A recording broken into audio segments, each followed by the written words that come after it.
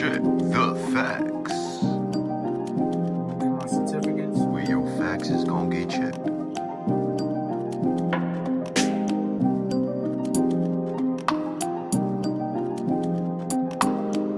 Hey, what's going on? Welcome to Let's Check the Facts Media, man. The home of the checking the facts. See, today we got a special guest, man.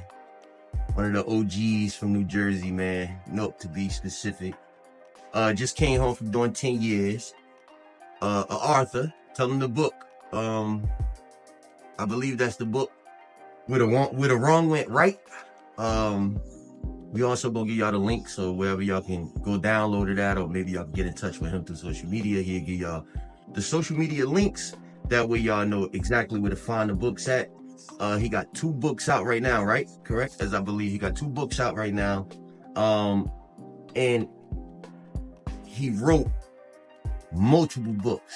This was within a 10-year time span, with him being incarcerated, having time to actually sit down and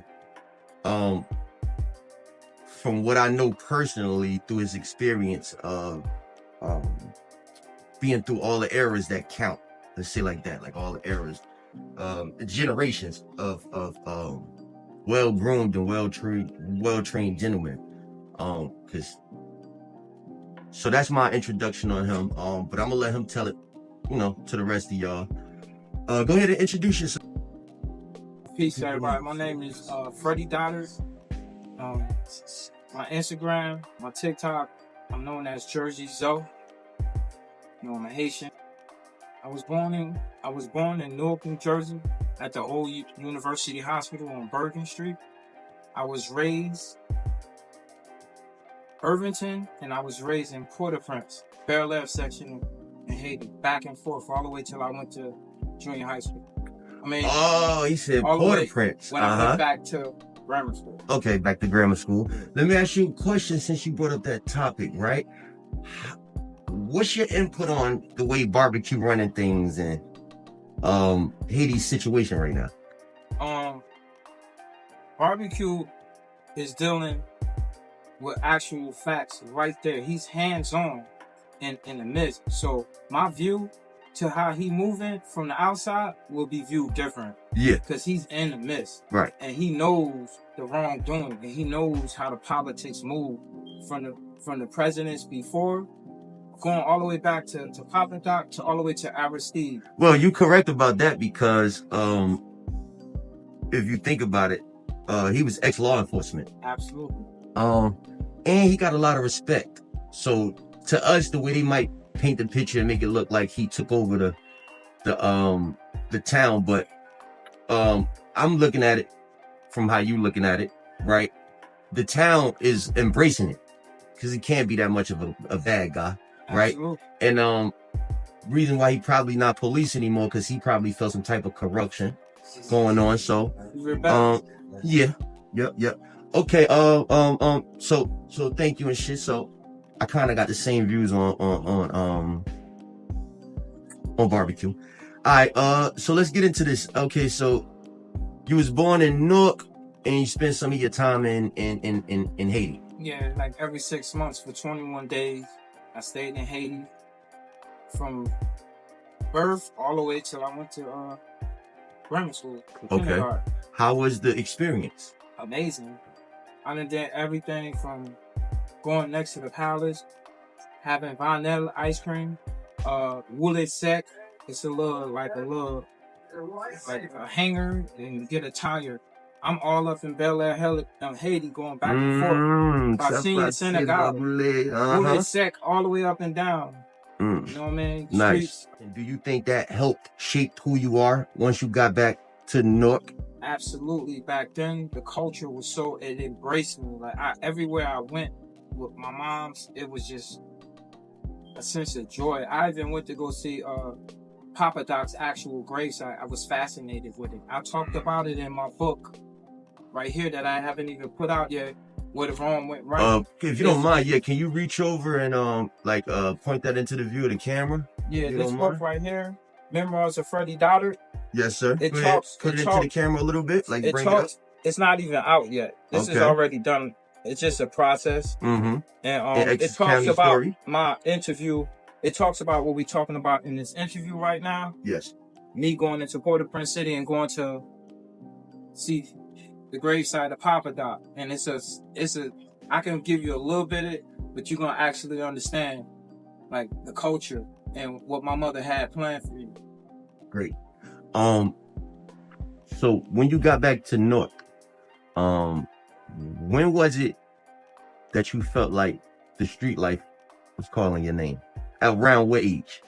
Growing up in Irvington and being in Montgomery Park and seeing some of the legends that shaped the drug game in Essex County, driving Benzes and Jaguars, this back in the 80s, this back when KRS-One was just coming up. So it was the motivation. Yeah. Cause and shoot, I rather, them times was special because nowadays, man, the kids just want to shoot. They want an image.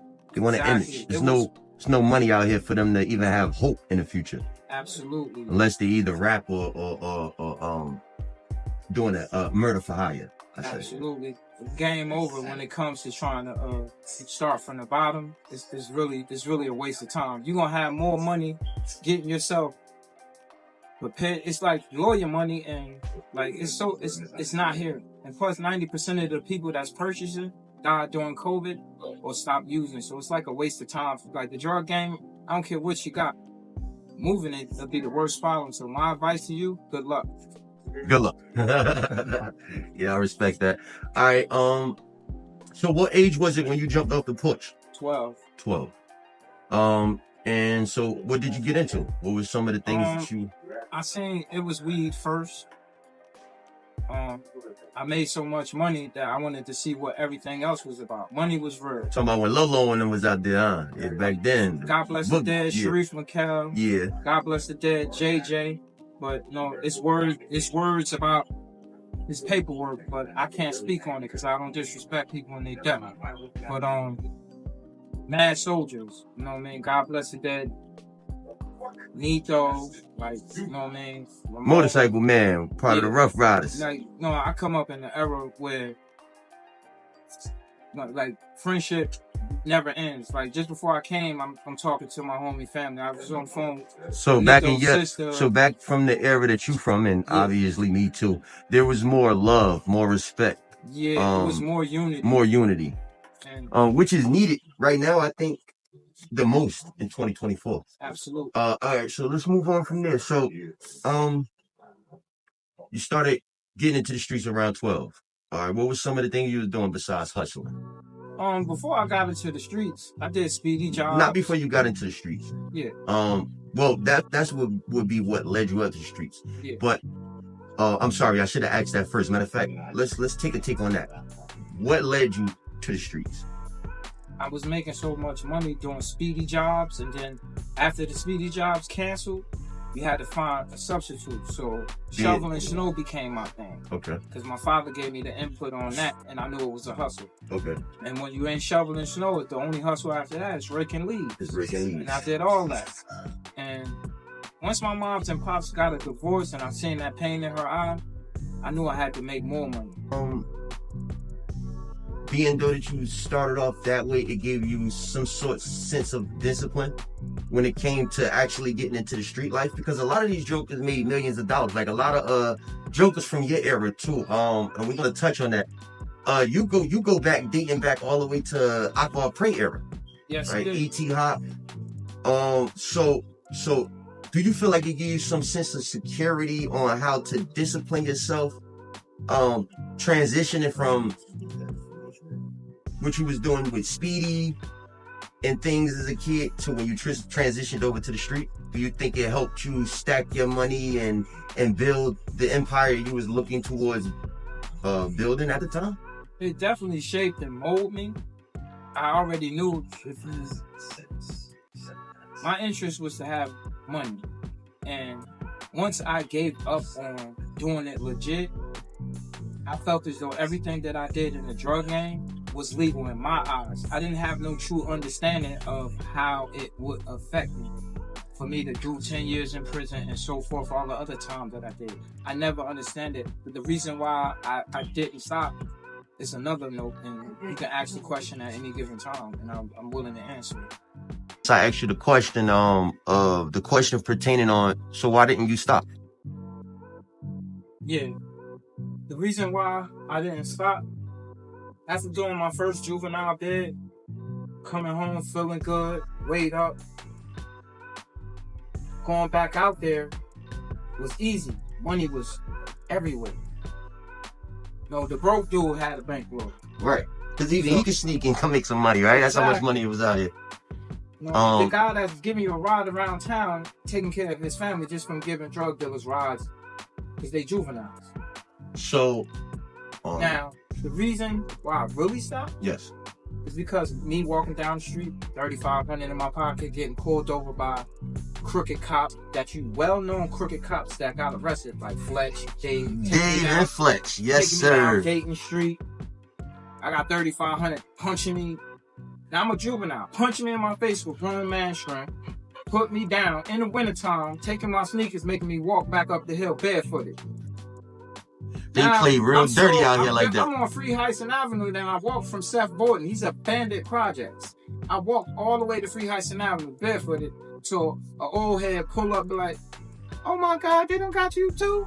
And you lucky because you had best of both worlds. You was right on the borderline of Irvington and Nook. So you had David Fletch and you also had Hogan. And real serious hawk. Yeah, Hogan had a hole in his head. Can you tell me I saw the size of the hole? Hogan? Hogan got the police shot. Officer Hogan from Irvington. This is a guy that see, them jokers in Chicago think they going off until, you know, they really realize, like, you have police out here that'll get on your type of time. Am I lying? Yeah, chase you down, come hand to hand with you. They want to shoot you a fair one. All type of stuff. Anything you see any place around the world, it's gonna be in any federal city. I'm happy you said want to shoot you a fair one, because I don't think that happened a lot of times in too many different places. And even me growing up, I witnessed Smalls put hands on police officers. But absolutely, they take their gun and badge off. Back in the day, shoot your fair one. Back in the day, right there in the middle of the street, with police cars coming by, and they will take their gun and their belt off and shoot your face right there. That was pride in that era. Absolutely. That was a lot of pride in that era. Okay, so you've been around since the Akbar Prey days, you know, yeah. or even as a youngin'. Yeah, you was right there. I had a witness to. I witnessed her on Springfield Avenue when I was coming up. I came up in 1985, 1986. So he went down in the 80s. I actually seen the white Rolls Royce in front of McDonald's on Springfield Avenue. We ran across the street just to look at it. I touched the rim, and I was fascinated with it. You know what I mean? It inspired you. Yeah, and I didn't understand at the time that it was better ways to get that. No, right now, coming up from a family and all your friends, some of my friends didn't have mom and pop, they just had mom. Now I'm going to Catholic school. I left Catholic school just to go to junior high school and grammar school with my friends. Okay. I could have stayed, but I went out because I cared about my friends. Right. Okay, so let's go back to Dave Fletch Hogan. Was that the era of crooked cops? Yes. Yes, that was the era where young men that was doing illegal business wasn't getting the proper guidance from law enforcement versus them coming over trying to see the potential that you had in you. They rob you for your money and abuse you constantly. They'll pull up on you and take your money and put drugs on you and throw you in jail. So how much time altogether did they take out of you for wanting to live that certain street life? I done did state time. I done turned to 3 flat, which is 9 months if you do good, to 3 years. I done came home from New Jersey State Penitentiary, which is it's in Trenton, USP, and hit the ground running. Like, I done been abused. I done been spit on and called racist slurs in prison. Like, my anger turned out to where as though I actually got a fake bell by officers and went around the perimeter to prison in the middle, getting drunk punched to go back to my cell by fighting cops because of me being masculine, me being brave, but brave for all the wrong reasons. But in my heart, I felt it was right, and that's why I was determined not to do right. I was determined to show these guys that I'm gonna make it this way, And even though I didn't win, I feel as though my win came because I understand that I can no longer go back that route. So let me so how much time you think you gave them all together? About 20 years. About 20 years. Off, like in between from the 364s, the 3 years, the 75 months, the 151 months that I just served. Because I basically did a 10 years, 6 months, and I still had time to do, but I got immediate release. Thank God to the first step back. I'm happy you just said Trump. That was good. So Trump actually helped you kind of get about that door. He signed and pushed and enhanced. Yeah. It was already prepared and prepped. But he pushed it and got it out there. And he actually got a lot of men. Peace to Raouf from the real Philadelphia. DMF, the real Black Mafia that come out of Philly. Peace to you, Raouf. We would have never came home. Trump got him out. Nice. You know what I mean? Sunni Ali cleared a political prisoner. Akbar. Is it a dream that was out of the living? They going at me for my ambition. Is it a dream that was out of the living? Like the things that they put in place, it opened the door for a lot of great men. Right. And I just like to shout out to all of them generally. Right. Who's now either coming home or home, such as yourself, back on the street. Absolutely. You're a superb author. Street credit is solid. Hey man, you even brought the paperwork. Y'all guys want to do a paperwork party.